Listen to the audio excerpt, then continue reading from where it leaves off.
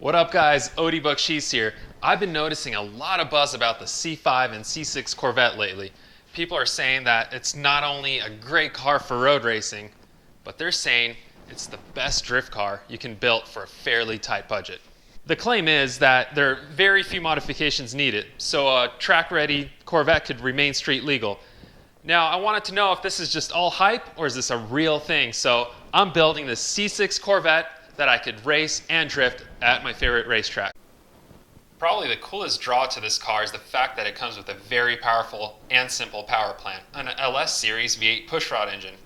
This is the same engine platform that I build off of for all my drift cars.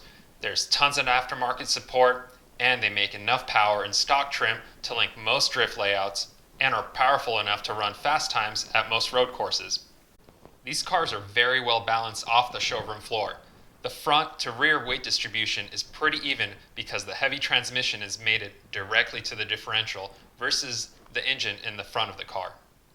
The suspension design on the C5 and C6 Corvettes is underrated by most enthusiasts. It is a traditional double wishbone design in the front and rear, which is lightweight and simple to tune. The length and position of the arms allows these cars to work very well at low ride heights. In order to tune my Nissan S chassis to perform this well, it required the use of all new engineered suspension pieces that are made by Weissfab. Even the base model C6 comes with pretty large brakes that can handle track days and fast drift layouts. I actually run a similar size brake system on my S15, but I had to install aftermarket Wilwood rotors and calipers to make the brakes efficient enough for high-speed tracks. The C6 Corvette is pretty unique to me, and as I dig into this build, I'm learning a lot about the way it's constructed. Aside from the frame and front and rear subframes, this car is mainly made from fiberglass. That may sound kind of scary, but it actually makes it kind of easy to work on. Most of the fiberglass parts can easily be removed, which reminds me how race cars are constructed. For example, the quarter panels on this C6 simply bolt on. They are not tied into the inner wheel wells. This is exactly how I build my pro drift cars so that it's easy to dismantle and repair body damage. Before modifying this thing, we went through the car and checked most of the wear items. We also dumped out the engine oil and replaced it with high-performance Lucas oil and a K&N oil filter.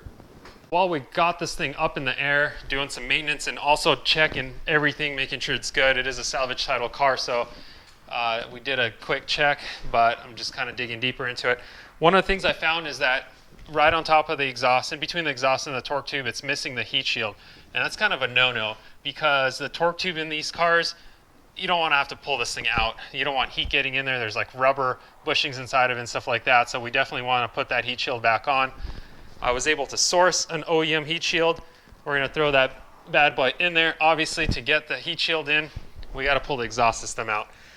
But that's really not a big deal because I was going to pull the stock exhaust system out of the car anyway.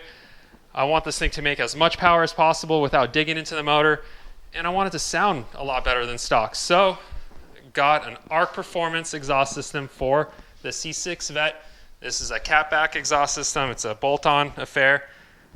Definitely excited to put this thing on. I've been working with Arc Performance for quite some time now, so I know their products are really high quality, and their exhaust systems just sound really good. So, let's get to it.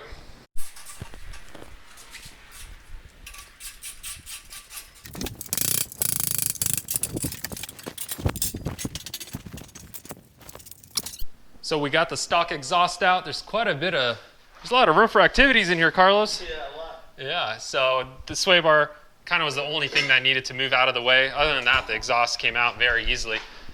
And we got the heat shield back in.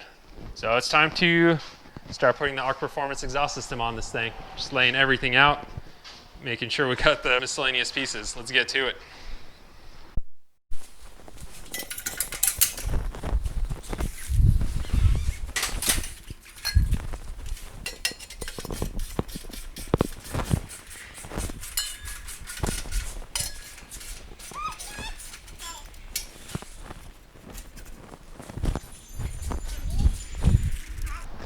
So we got most of the exhaust in. Actually, it's all in, huh?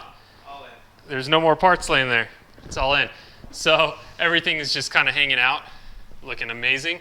But we got a line everything up and tighten it because everything's loose. Like all the clamps are totally loose still, so we can make sure that everything's fitting good.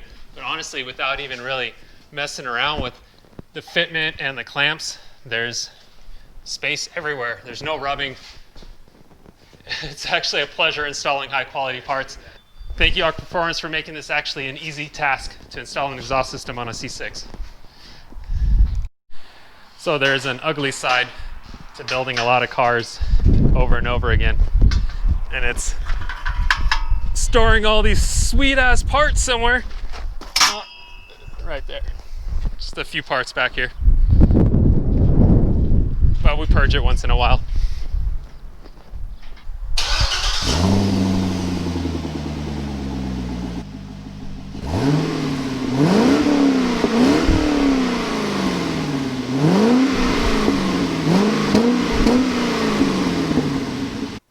So after taking care of some of the maintenance on the car and putting our sweet exhaust system on, we decided to tackle the hydraulic handbrake. So this job is kind of tedious, as you can see Carlos ripping apart the interior, the console, and finding a spot for the brake lines to go through the dash, and then it ultimately drops down to the floorboard and kind of goes through a grommet through the firewall. But what's really cool about this system is it's completely concealed. It doesn't look tacky once you go through the trouble of routing all the plumbing and deleting this ABS unit that you got here on the table, which is kind of heavy, and honestly we're not going to be using the ABS system on the car. One of the final pieces of bolting this handbrake down is riveting a couple of the spots, and then we could assemble all of the interior pieces back on. But this hydraulic handbrake is made by Part Shop Max. It's a really, really high-end unit. It's designed specifically for the Corvettes. It replaces the cup holder, so you can see where it's sticking out. That used to be an OEM cup holder. And I really like the fact that we don't have to cut into the chassis. There's really no major modifications that need to be done, so it looks really nice and clean. I'm always a fan of keeping the interior together as much as possible on a track car that is going to be driven on the street as well. After that's all done, we get a really nice, clean looking interior. All there is left to do is bleed the brakes. Since we removed the ABS unit, I got to bleed the front brakes as well as the rear brakes. But all in all, this is a pretty straightforward install.